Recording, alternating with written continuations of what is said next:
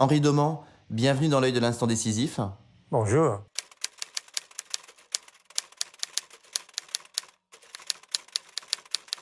Merci d'avoir accepté notre invitation.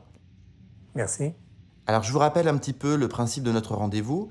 Vous avez choisi trois photos qui illustrent des moments importants de votre carrière et vous avez accepté de les partager avec nous. Mais avant ça, j'aimerais qu'on fasse un petit peu plus ample connaissance. Alors, vous avez une carrière aux États-Unis absolument incroyable. Vous avez photographié de nombreuses personnalités.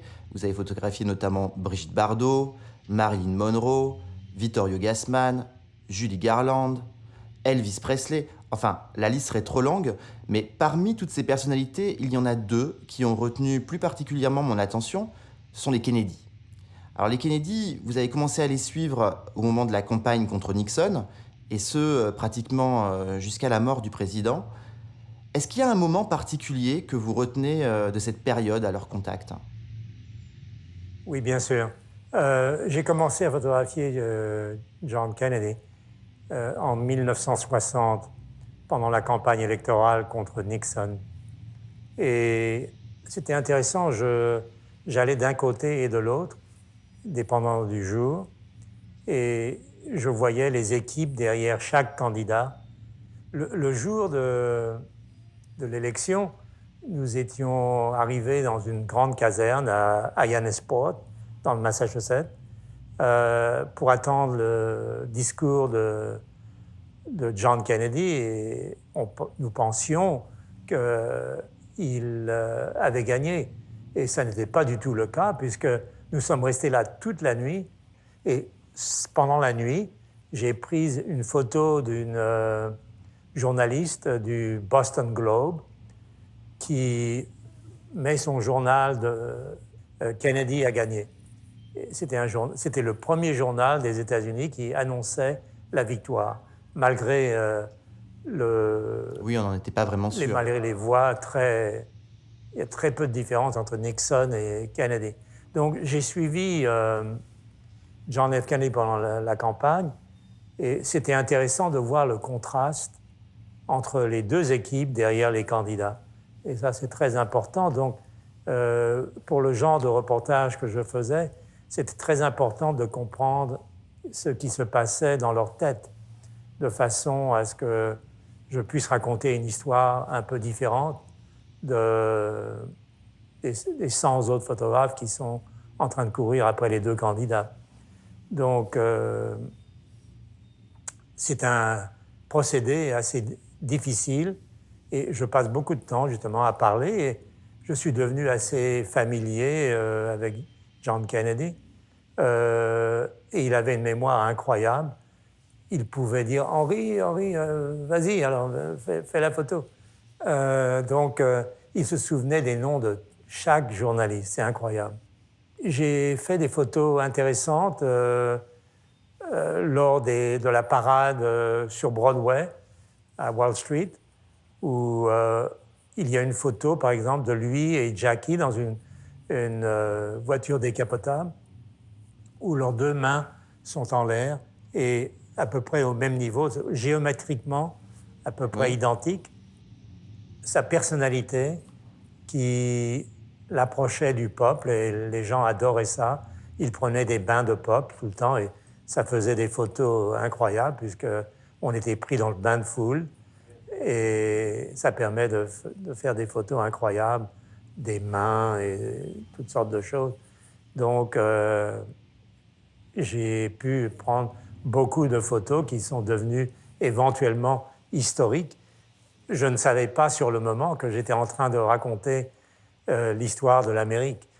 Et dans tous mes reportages rassemblés, d'ailleurs, sur les centaines de reportages que j'ai faits, je me suis aperçu plus tard que, sans le savoir, j'avais écrit avec la lumière de mes photos une partie de l'histoire des États-Unis dans les années, dans la deuxième partie du XXe siècle. Alors vous êtes un photographe un peu inclassable, hein, puisque vous avez photographié aussi bien des artistes que des politiques, que des personnalités de la musique. Mais vous avez aussi fait pas mal de photos qui ont un style graphique très particulier. Et ça nous amène justement à la première photo. Justement, est-ce que vous pouvez nous dire quelle est la première photo que vous avez choisie? Oui, alors pour la première photo, j'ai choisi un sujet très abstrait. Donc, l'éditeur de Life, John Hunt, voulait faire un reportage sur l'anonymité, la lutte pour rester un individu dans une société qui était en pleine transition. Donc, il y a eu une grande réunion avec une quinzaine des grands photographes de Life. Il y avait Alfred Eisenstadt, il y avait Gordon Parks, John Neely, enfin les plus grands photographes de Life. Pour réaliser ce sujet, éventuellement, ça nous a pris plusieurs mois et j'ai décidé de créer une des images très abstraite, on pourrait dire abstrait. J'ai décidé de photographier en partie en studio. Donc c'était une photo créée.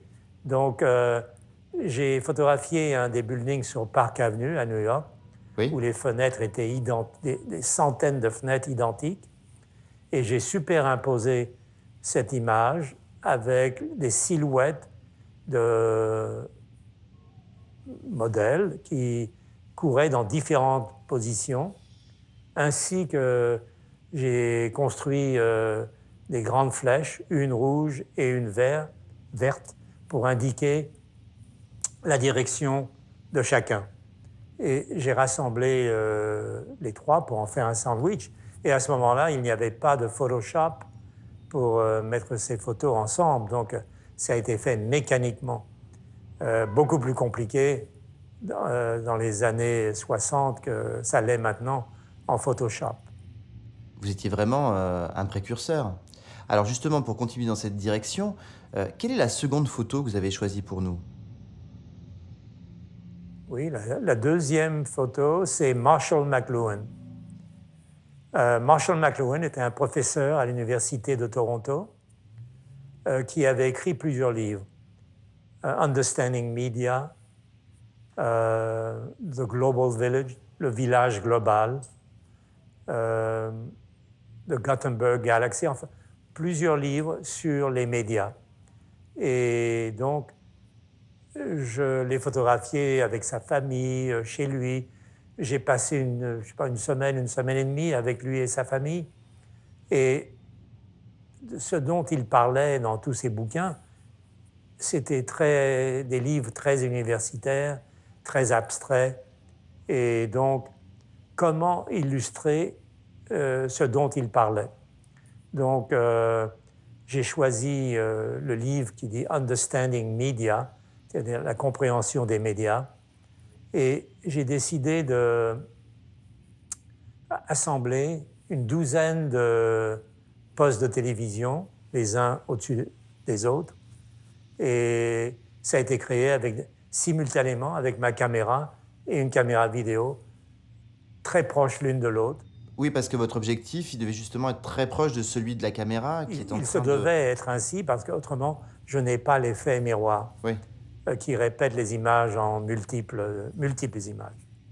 Après que cette histoire a été publiée dans Life, il est devenu très recherché par les agences de publicité qui se l'arrachaient pour qu'il leur donne des conseils comment changer les modes de publicité à partir de ce jour-là où les jeunes faisaient attention aux remarques que Marshall McLuhan faisait sur la publicité, les médias et tout cela.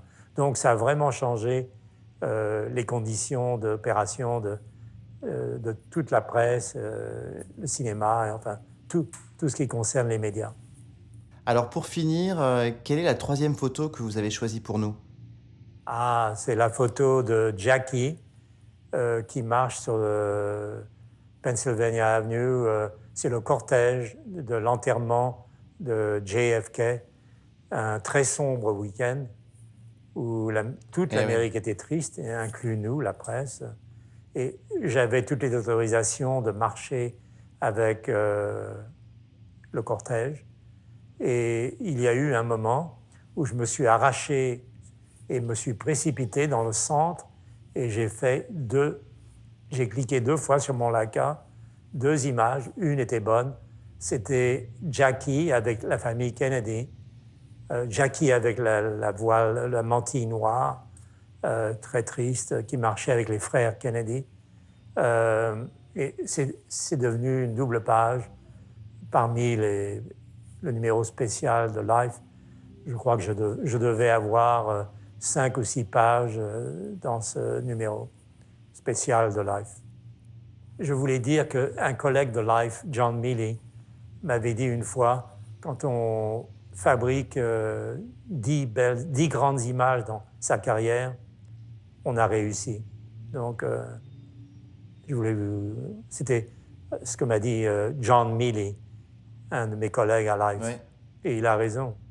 C'est vrai. C'est dur de faire 10 grandes photos. Je crois que j'ai presque réussi. Bah écoutez, moi je pense qu'il y en a plus de 10 en tout cas. Je parle de très grandes photos qui restent gravées dans le cerveau des gens. Ouais. C'est plus difficile. C'est toujours facile de faire des photos sensationnelles. C'est beaucoup plus difficile de raconter des histoires et d'expliquer au public ce qui se passe dans le monde. Donc, j'étais spécialisé dans l'idée de ne jamais me spécialiser parce que j'aimais tout faire, toucher un peu à tout. C'est peut-être pour ça que personne ne me connaît, parce que je suis l'homme derrière la caméra. Je n'ai jamais été devant la caméra. Et donc, c'est toujours très bizarre. Maintenant, au fur et à mesure que je deviens un peu plus âgé, on me met devant la caméra pour parler des photos. Et d'ailleurs, on vient de tourner un long métrage sur ma vie et mon travail qui va sortir cette année. Le titre, c'est Henri Doman, Looking Up. Looking Up, ça veut dire regarder en l'air. Et ça a toujours été mon attitude, une attitude toujours positive. Dans les pires des malheurs, je suis resté toujours optimiste et a toujours persévéré dans ma mission, qui était toujours de créer des images, raconter des histoires que j'adorais faire. Et c'est ce qui a fait mon style et peut-être ma réussite. En tout cas, c'est un très beau message que vous nous adressez, l'optimisme. Merci beaucoup. Merci beaucoup d'avoir accepté notre invitation, d'être venu dans l'œil de l'instant décisif. Merci à vous.